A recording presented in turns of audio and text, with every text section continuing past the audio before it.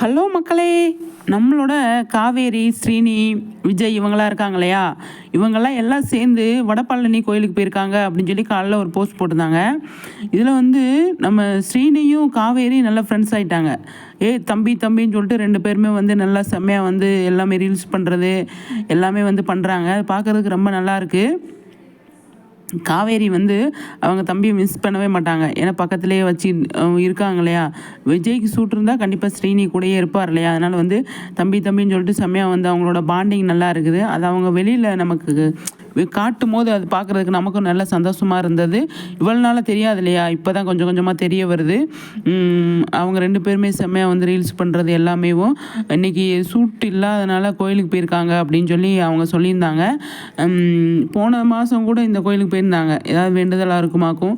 அதனால் வந்து கோயிலுக்கு போயிருக்காங்க. அதுவும் வடபழனி கோயிலுக்கு போயிருக்காங்க. போயிட்டு சாமி தரிசனத்தை பண்ணிவிட்டு, இன்றைக்கி செவ்வாய்க்கிழமை இல்லையா? அதனால் வந்து சாமி தரிசனத்தை பண்ணிவிட்டு வந்திருக்காங்க. நம்ம ஸ்ரீனி வந்து என்ன பண்ணியிருக்காரு, செம்ம இந்த இந்த சேட்டு வந்து இந்த சட்டை வந்து சூப்பராக இருக்குல்ல, செம்மையாக இருக்குது.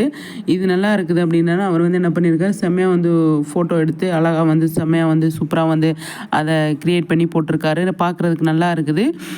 நாளைக்கு இவங்களுக்கு ஷூட்டிங் இருக்கா என்ன அப்படின்னு சொல்லி தெரில. பார்க்கலாம் எந்த அளவுக்கு நாளைக்கு வந்தாங்கன்னா தெரியும் ஷூட்டிங் இருக்கா இல்லையா அப்படின்ட்டு. இன்றைக்கி வந்து கண்டிப்பாக இவங்களுக்கு ஷூட்டிங் இல்லை. விஜய்க்கும் கிடையாது, காவேரிக்கும் கிடையாது அப்படிங்கிறது தான் நமக்கு தெரிய வந்தது.